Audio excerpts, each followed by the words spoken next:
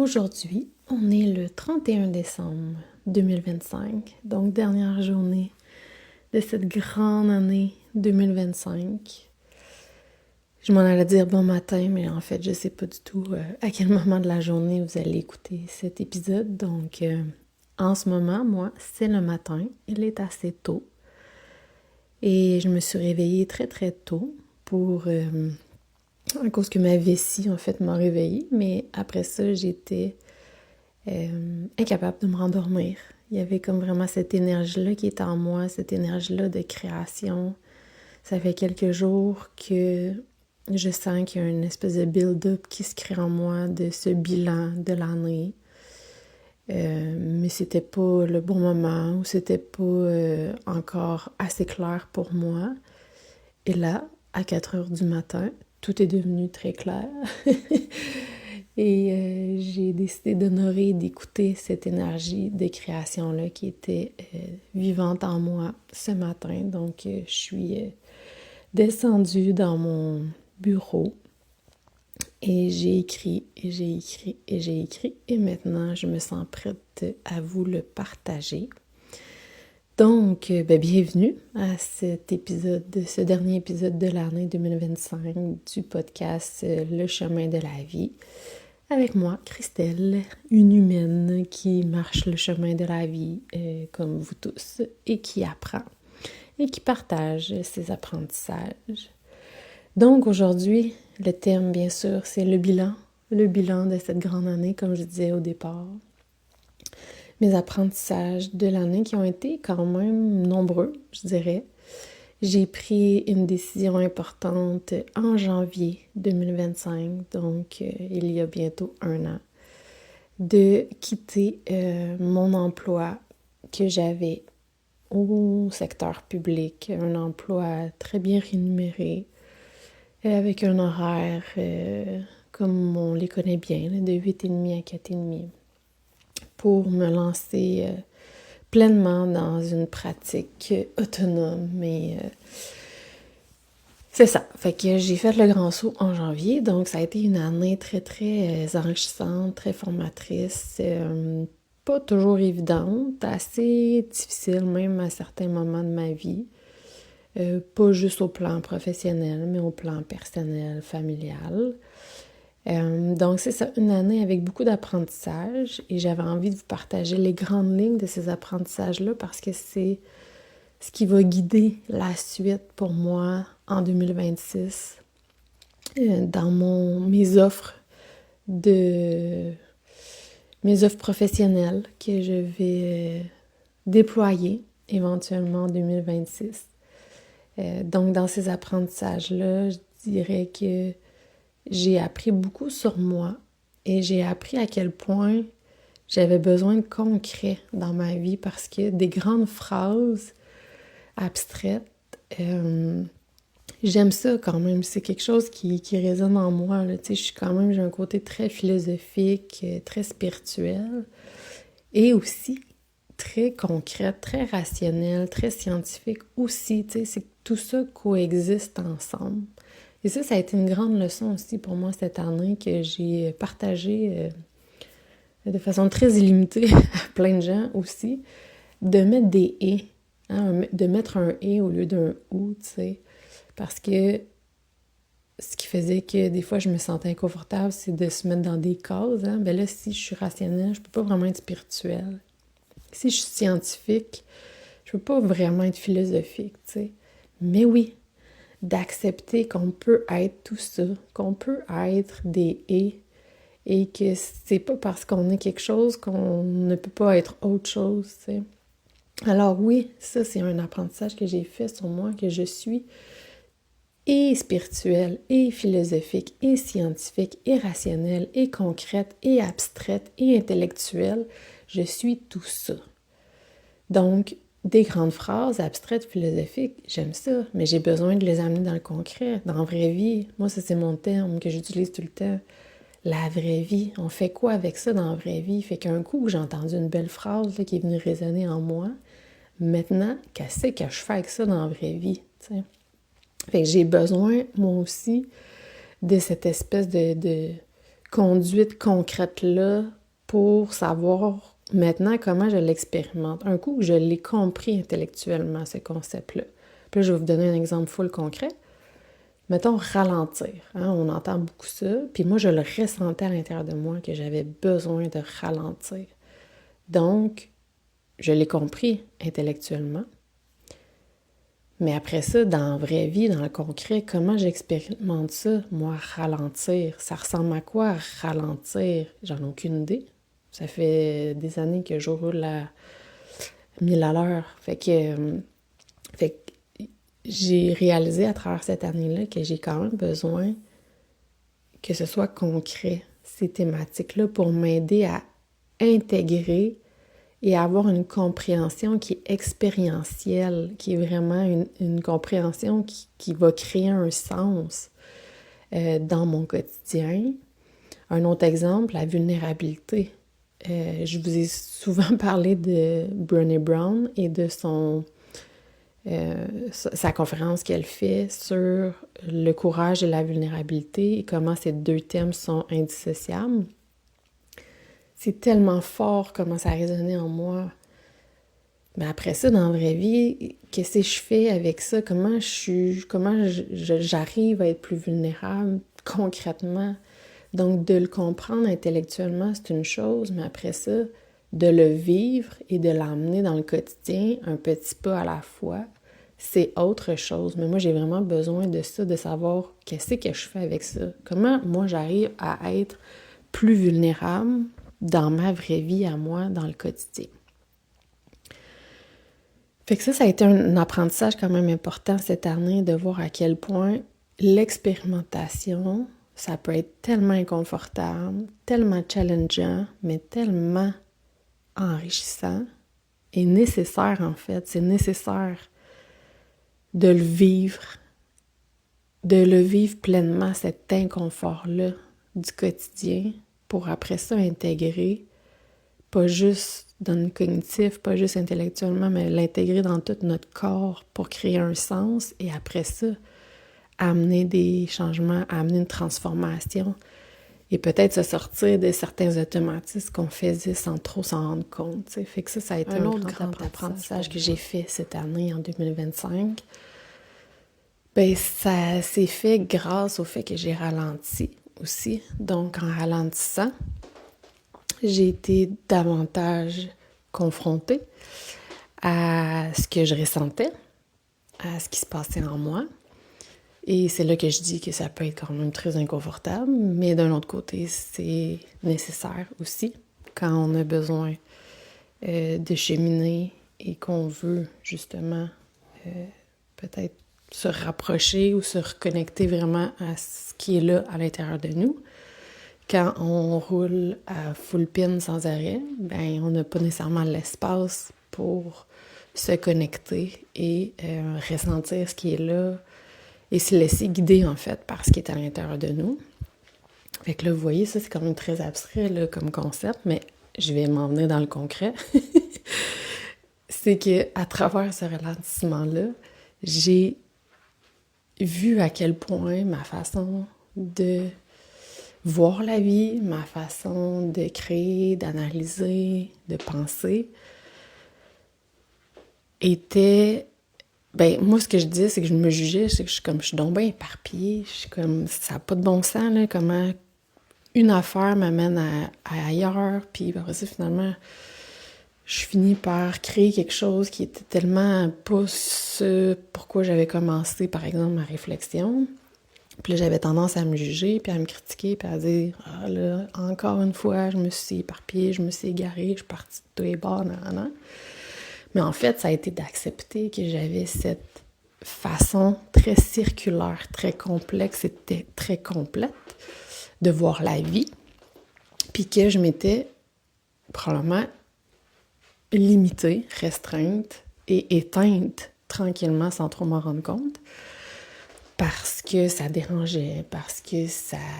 C'est ça, j'en ai déjà parlé, je pense, dans un autre épisode, là, mais cette curiosité qui est là en moi, de vouloir plonger à l'intérieur de l'univers des êtres humains, de mieux les comprendre leur mécanique, leur fonctionnement, ben ça pouvait déranger parce que ben ça amenait des questions où il n'y avait pas nécessairement de réponse. Puis les gens, ben ils n'ont pas nécessairement envie d'aller là, puis c'est bien correct. Mais moi, j'ai envie d'y aller. Fait que là, c'est comme d'accepter que j'ai cette curiosité-là à l'intérieur de moi pour ce qui est vivant, pour l'humain en général.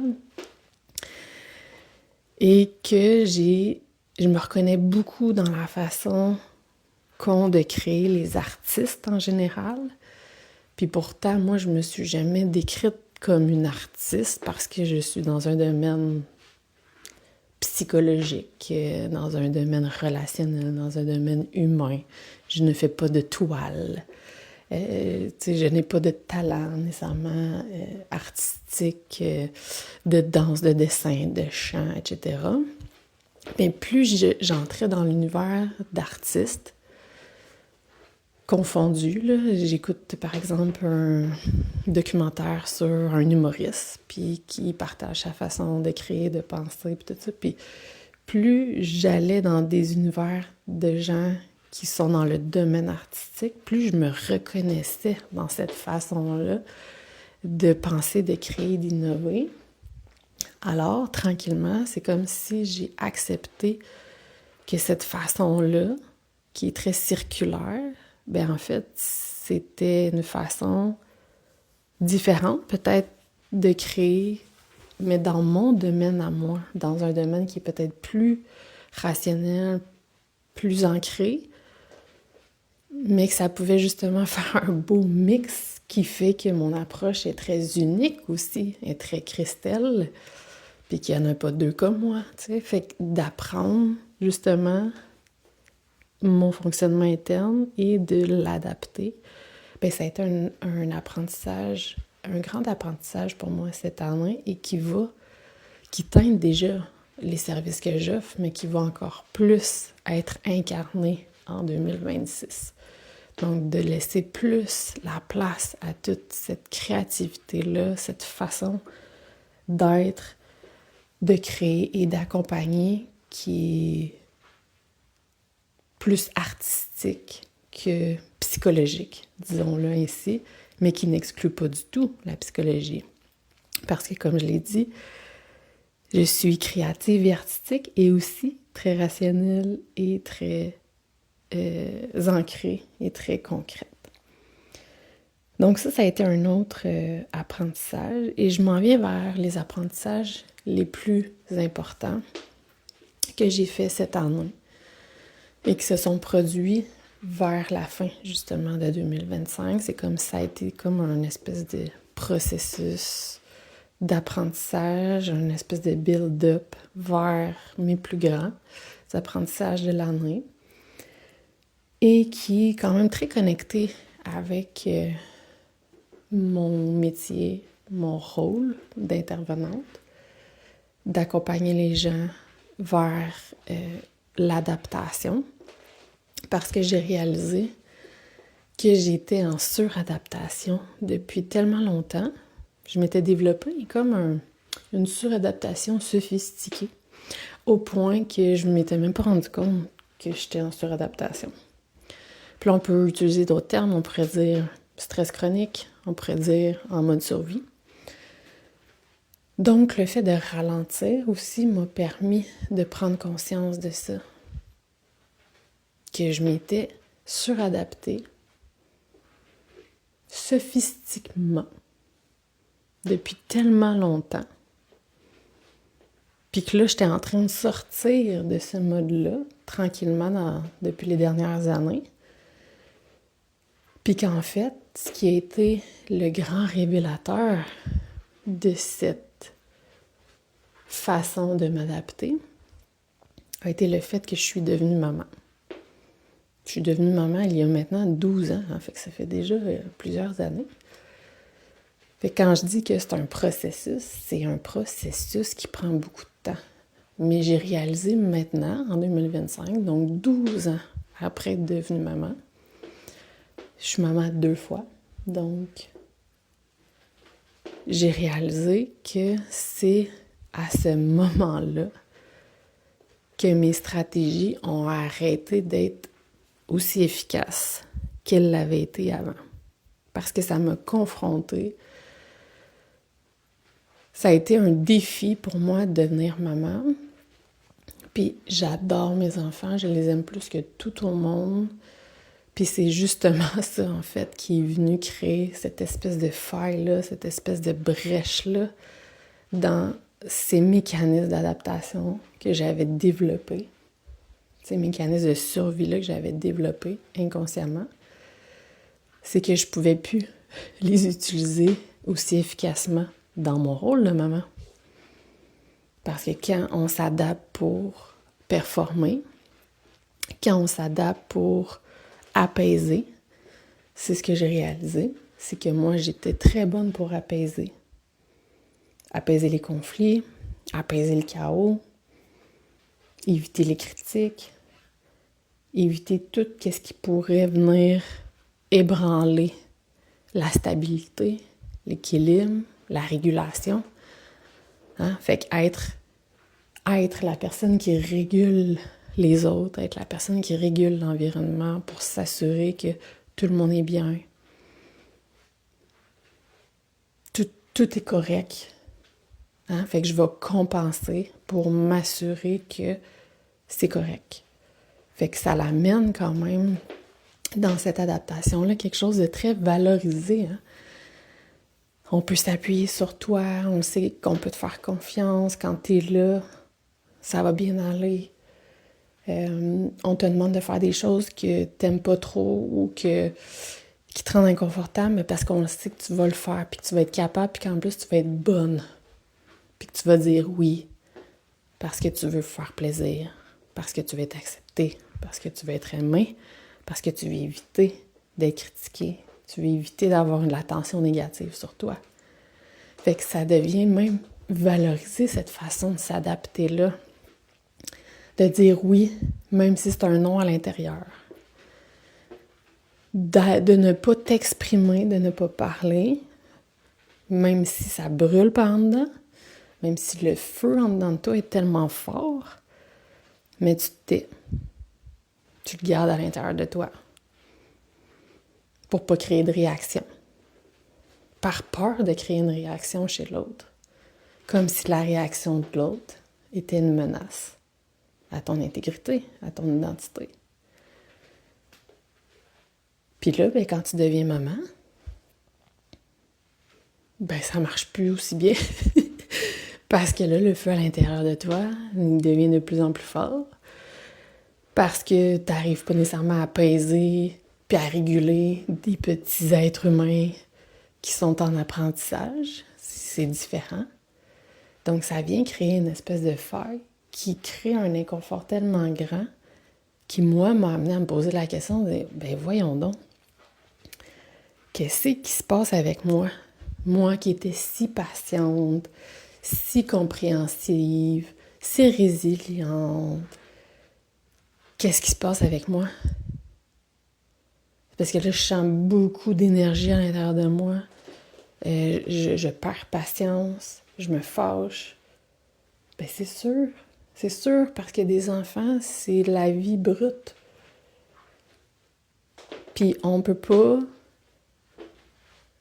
se suradapter puis maintenir cette espèce de rôle-là, d'excellence, de performance dans un rôle de parent ou de maman. C'est impossible.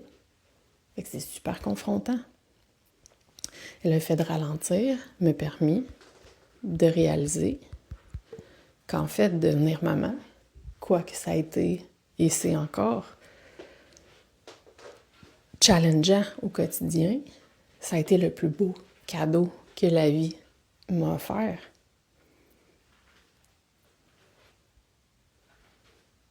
Fait que ça a été le plus grand apprentissage de 2025, même que ça me rend émotive de vous le partager.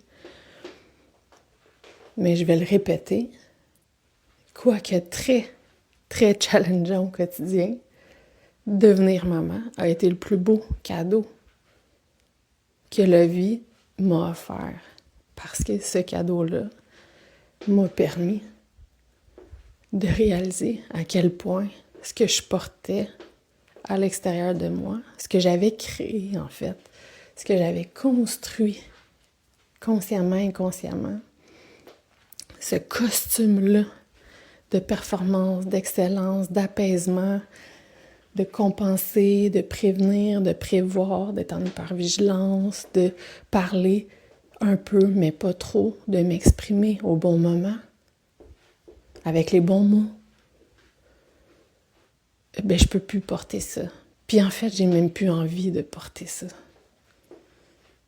Mais le fait de devenir maman m'a confrontée au fait que je ne pouvais plus porter ça. Alors, pour 2026, je souhaite me détacher tranquillement de cette construction identitaire-là qui m'a amenée à me suradapter depuis peut-être trop longtemps, en fait, et qui est lourd à porter et que je n'ai plus envie de porter parce que ce que j'ai envie de vivre aussi, c'est de la légèreté, c'est de la simplicité, c'est d'accepter les phases de la vie, d'accepter que la vie est cyclique, d'accepter que la vie vient aussi avec du chaos, puis que le chaos n'est pas nécessairement une menace à mon intégrité ou à mon identité, que je n'ai pas besoin de performer mon rôle de mère. Puis je vais aller encore plus loin. Je me suis rendu compte qu'encore une fois, parce que j'en ai parlé dans l'épisode sur de la performance à l'arrêt de travail, quand j'ai été en arrêt de travail puis que mon thérapeute me demandait combien de temps que tu te laisses, puis j'ai dit, je t'en arrête comme 4-5 semaines, fait que c'est le temps que ça va me prendre là, pour me remettre sur pied. Puis à ce moment-là, je performais mon arrêt de travail. Et là, encore une fois, j'ai réalisé que je suis tombée dans le piège de performer mon ralentissement. Je sentais que j'avais besoin de ralentir. Je ne savais pas comment ralentir. Et ça fait tellement longtemps que je m'adapte avec cette identité-là de performance que j'ai performé mon ralentissement. Je voulais être bonne dans mon ralentissement. Je voulais faire les bonnes choses pour ralentir. Puis je me rends compte que je suis vraiment pas la seule à performer dans des sphères qui devraient en fait nous amener à se sortir de cette performance-là. Hein? Même le wellness, là, le bien-être, le cheminement personnel, là. On le performe parce qu'on est bombardé de solutions, puis de trucs, puis de ci, puis de ça. Ouais, mais il faudrait que je fasse ça, il faudrait que je médite, il faudrait que je fasse ci, il faudrait que je fasse ça. Fait que même dans notre bien-être, dans notre ralentissement, dans notre cheminement personnel, on performe. Donc là, pour 2026, mon souhait, c'est de vivre, d'expérimenter, que ce soit confortable ou inconfortable, et d'essayer d'éviter les pièges de cette stratégie sophistiquée d'adaptation, d'apaiser, de réguler, de performer dans les sphères de ma vie. D'être moi. Donc, de continuer d'apprendre, de continuer d'explorer, de continuer d'expérimenter et de partager ce qui est là en moi. Le chemin, en fait, de la vie, le nom du podcast, le chemin que je marche, me permet de le marcher au rythme que j'ai besoin, donc de pas le performer. Ça veut pas dire qu'il faut que j'aille lentement. Si ce qui se passe en moi, ça va vite, j'ai le droit d'aller vite dans mon cheminement. Mais j'ai pas besoin de le performer pour être accepté puis être aimé. J'ai le droit de trouver ça tough, puis j'ai le droit de m'arrêter, puis j'ai le droit de pleurer. J'ai le droit de demander de l'aide. Puis il y a des fois que j'ai le droit de trouver ça facile, puis j'ai le droit d'avancer vite, même si les gens ne suivent pas. parce que c'est comme ça que je le vis dans le moment présent. Fait que de me donner le droit de marcher ce chemin de la vie-là avec ce qui est là en moi dans le moment présent. Et je termine avec un dernier apprentissage que j'ai fait qui me fait tellement du bien que j'ai goût de vous le partager. Que rien n'est figé. Puis on a de plus en plus de preuves, je vais dire ça entre guillemets, vous ne me voyez pas là, mais scientifiques. Je vous lance des termes là, si ça vous tente d'aller lire ou voir sur ça, là, mais en lien avec l'épigénétique, la neuroplasticité, que malgré nos gènes, malgré ce qui peut être transmis d'une génération à l'autre, parce que oui, il y a des choses qui se transmettent, on voit même qu'il y a des traumatismes même qui peuvent se transmettre d'une génération à l'autre, c'est vrai, mais rien n'est figé. On a quand même ce pouvoir-là en nous de pouvoir changer les choses qu'on a envie de changer. Puis là, c'est pas une phrase du genre « tout est possible », il suffit d'y croire pour que cela arrive. Non, on n'est pas là-dedans du tout. Par contre, on est capable de créer des nouvelles connexions dans notre cerveau quand des mécanismes automatiques ont été construits inconsciemment, qui sont là depuis tellement longtemps. On voit, et c'est prouvé même qu'on peut modifier ces chemins j'ai de la misère avec ce mot-là, neuronaux, là. Est-ce que c'est facile? Ben non, parce qu'il faut pas juste le comprendre intellectuellement, il faut l'expérimenter. Puis avec l'expérience, ben si par exemple je suis tannée justement de toujours dire oui quand ça me tente de dire non, puis que je sens que c'est non, mais je suis tellement pris là-dedans depuis longtemps que ça devient un automatisme. Mais mettons que je le comprends intellectuellement, là. J'ai ce pouvoir-là de dire non quand c'est non à l'intérieur de moi. Fine. Mais après ça, il faut que je l'expérimente. Ça veut dire quand quelqu'un va me demander quelque chose dans la vraie vie, là, puis que mon automatisme va vouloir dire oui, mais quand dedans de moi, je vais sentir cette contraction-là qui est comme « Ah, non, ça me tente pas », ben là, c'est le temps d'essayer de faire différemment. Puis c'est comme ça qu'on change des espèces de programmations qui sont là depuis longtemps. Puis c'est un petit pas à la fois, puis c'est pas parce que je le fais une fois que ça va être facile les autres fois. C'est vraiment de l'expérimenter encore et encore pour que ton système se sente en sécurité de plus en plus et que finalement, ça devienne éventuellement quelque chose de facile à faire. Donc, rien n'est figé. Pour moi, c'est quelque chose, c'est un grand apprentissage. Puis pour m'aider dans la vraie vie, c'est de dire, OK, pour l'instant, c'est comme ça. Ça ne veut pas dire que ça va être tout le temps comme ça, mais pour l'instant, je vis un inconfort. Je ne me sens pas bien dans cette situation-là, mais je ne sais pas quoi faire avec ça parce que je ne le comprends pas encore. Donc, pour l'instant, je ne comprends pas encore pourquoi je suis pognée dans cette affaire-là inconfortable. Mais ça, c'est comme si ça disait à tout mon système nerveux, ben c'est pas impossible que tu le comprennes plus tard. T'es pas pogné là-dedans pour toute ta vie. En ce moment, tu le comprends pas. Mais il y a sûrement une possibilité ou des possibilités que tu pourras comprendre ce qui se passe en ce moment. Fais confiance. Donc, vraiment de se ramener que dans le moment présent, c'est ça qui est là.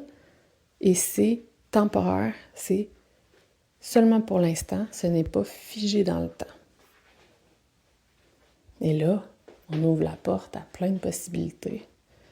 Puis là, c'est encourageant. Puis là, on peut garder espoir. Que c'est pas parce que je vis quelque chose de tough dans le moment présent que ça va toujours être tough. Pour l'instant, c'est tough en tabarouette. Mais si j'ai goût que ça change, ben je peux prendre le temps, là, de ralentir, là, d'écouter ce qui est à l'intérieur de moi, là, de voir comment je pourrais faire différemment. Qu'est-ce qui pourrait modifier cette situation inconfortable-là et qui m'appartient à moi sur lequel j'ai du pouvoir. Mais pour ça, ça prend de l'espace, ça prend du temps et parfois ça prend de l'accompagnement. Alors voilà, je crois que je vais faire un autre épisode sur 2026 parce qu'il y a vraiment quand même beaucoup de choses qui se sont clarifiées aussi avec ce que je souhaite offrir comme service en lien avec tous ces grands apprentissages. Donc, j'espère que cela vous a inspiré. Peut-être que vous êtes reconnu un peu dans certains de mes apprentissages.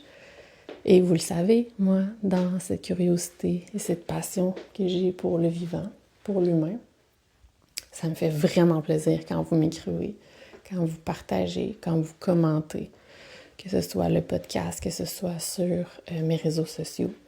Donc, n'hésitez pas, s'il y a quelque chose qui s'est éveillé en vous, s'il y a un apprentissage qui a résonné plus qu'un autre, s'il y a quelque chose qui vous a parlé, qui vous a ému, qui vous a touché, qui vous a fait rire, qui vous a confronté, peu importe, si ça a créé quelque chose à l'intérieur de vous, n'hésitez vraiment pas à me le partager, ça va me faire vraiment plaisir d'échanger avec vous.